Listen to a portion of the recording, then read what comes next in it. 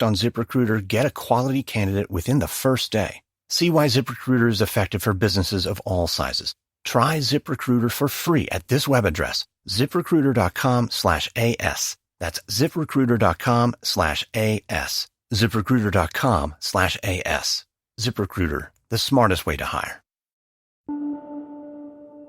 It's spring 2005 when the Palm Beach Police Department first hears about Jeffrey Epstein's assault of the 14-year-old student at Royal Palm High School.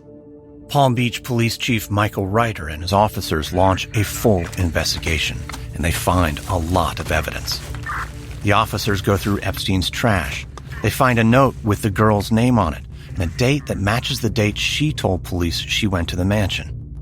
The police track down the young recruiter, Haley Robson, the one who works at the Olive Garden. They learn she makes money by bringing girls to Epstein.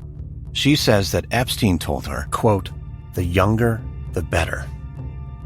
They find similarities among the stories they hear. The girls are young, from challenging backgrounds, and are usually approached by a friend, telling them there's a way they can make some easy money. Each time, the girls are taken to Epstein's Palm Beach mansion, brought through the side door into the kitchen, and offered something to drink. Then they are led upstairs, past walls crowded with photographs of naked young girls, and into a room with plush carpeting and a memorable pink and green couch. There, they meet Jeff for a massage. Jeff escalates the massage into a sexual encounter, offering more money the more the girls are willing to do. One of those girls, Virginia Roberts, would later tell the Miami Herald in a documentary they produced. The training started immediately. I mean, it was everything down to how to give a blowjob, how to be quiet, be subservient, telling you, I want it this way, no, go slower, and don't do that, and do this. One girl tells police that Epstein raped her, apologized after the fact, and gave her $1,000. Under Florida law, the age of consent is 18. It is not legally possible for a 14 or a 16-year-old girl to consent to any of these acts with an adult Epstein's age. Paying a minor for these acts is child sex trafficking.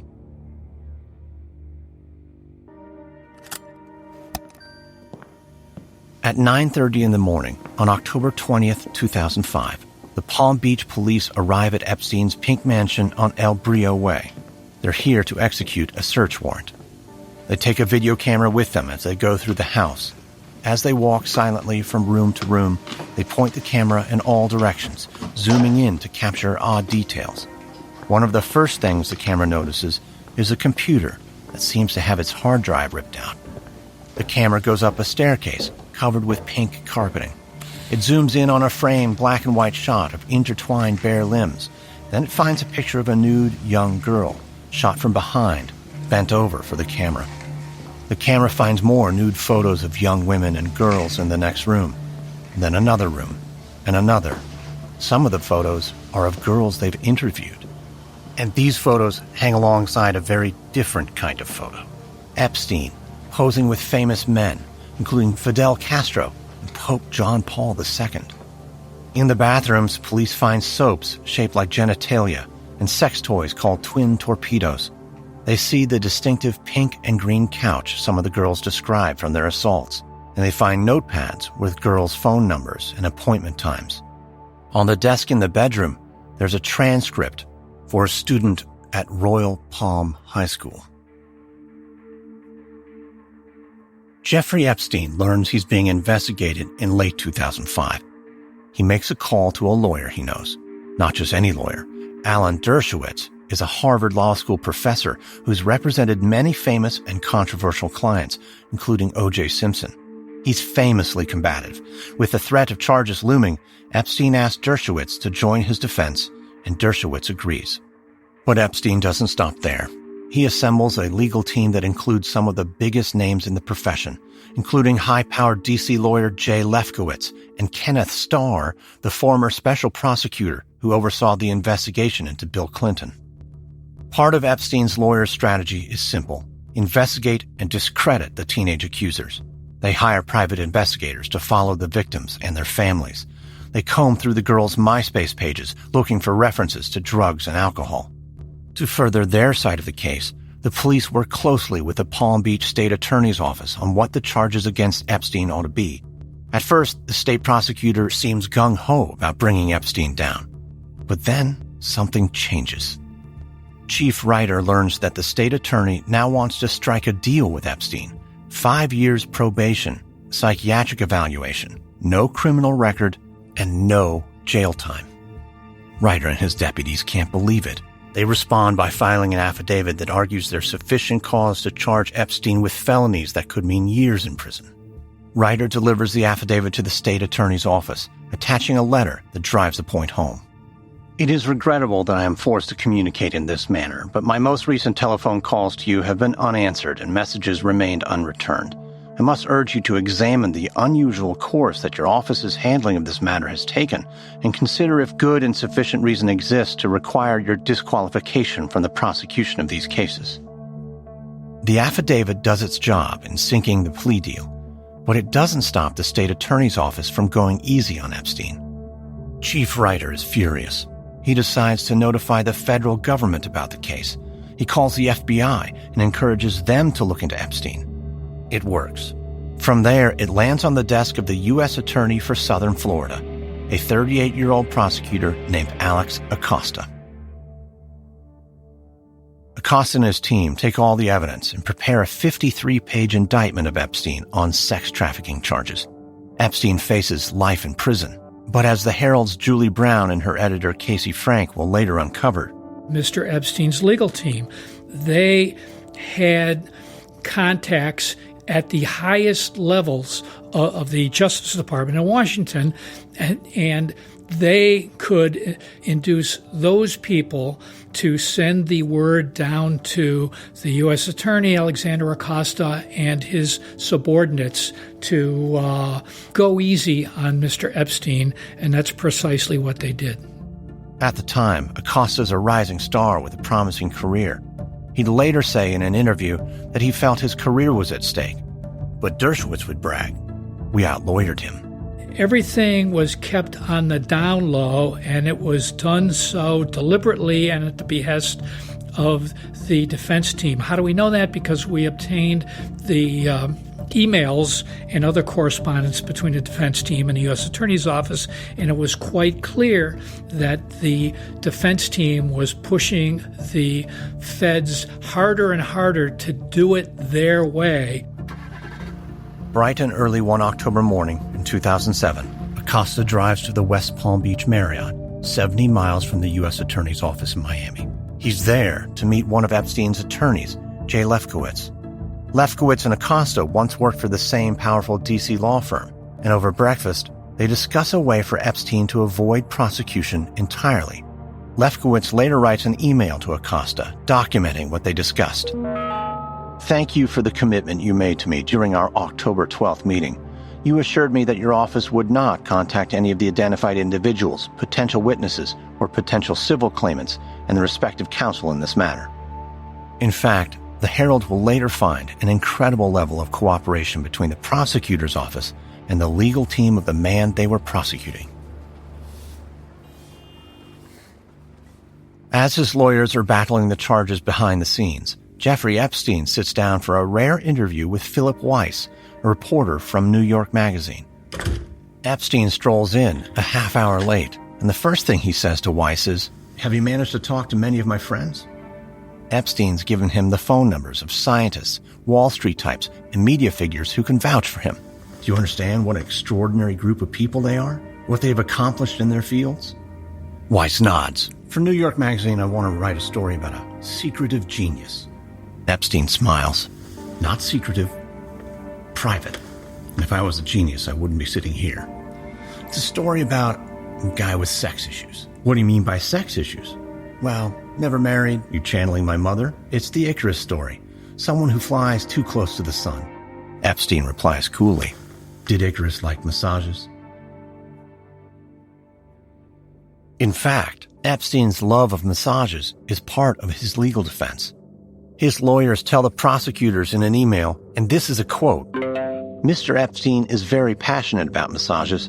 The massages are therapeutic and spiritually sound for him. That is why he has had many massages." Emailed arguments like that appear to be working because both sides, it seems, want Epstein to get away with the lightest of wrist slaps. Epstein's lawyers don't want him charged with a sex crime.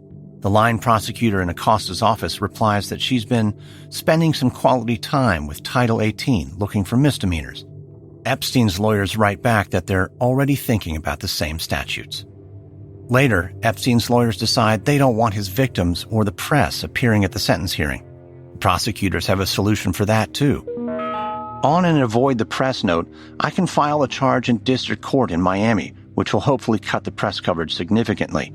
Do you want to check that out? In the end, Epstein's lawyers get what they're after, a non-prosecution agreement. Epstein and any alleged co-conspirators will get immunity from any federal charges. Most shocking of all, they get assurances that the deal will be completely taken care of before any of the victims are notified. This is not just unusual, it's illegal to make a deal like this without giving the victims a chance to weigh in. There are very serious lingering questions about what exactly prompted Alexander Acosta, then the U.S. Attorney for Southern Florida, to agree to such an odd non-prosecution agreement, and especially why he would agree to keep that agreement secret from the victims.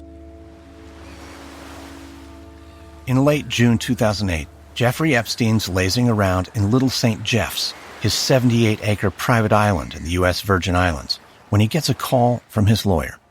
The time has come. He spends the weekend packing and flies to Palm Beach, leaving behind his 70-person staff and the flamingos that populate his private lagoon.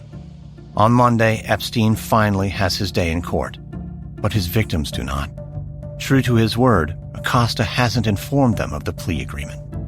Epstein had faced the prospect of life in federal prison.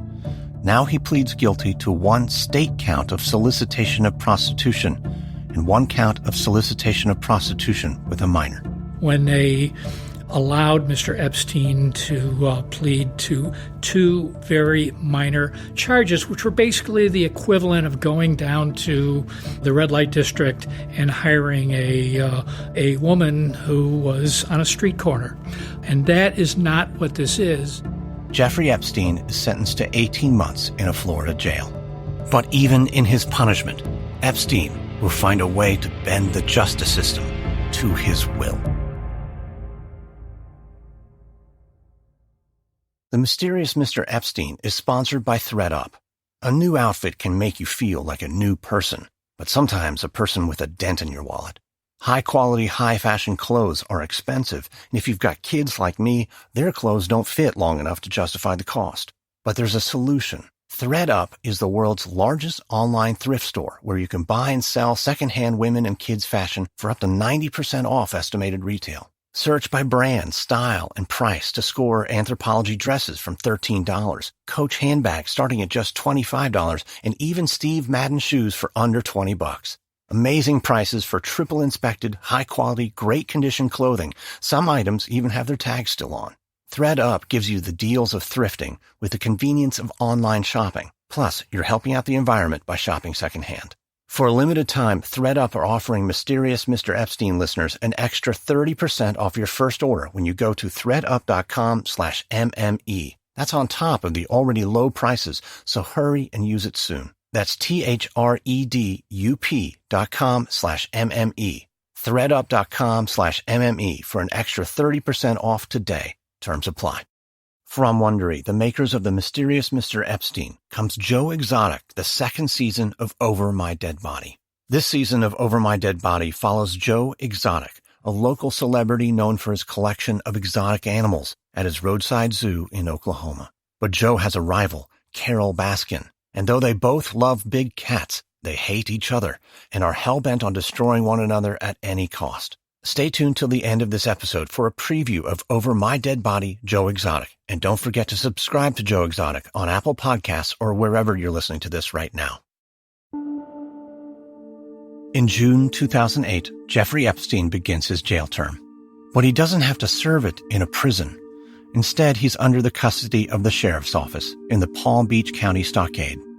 On the day of Epstein's sentencing, a captain in the sheriff's department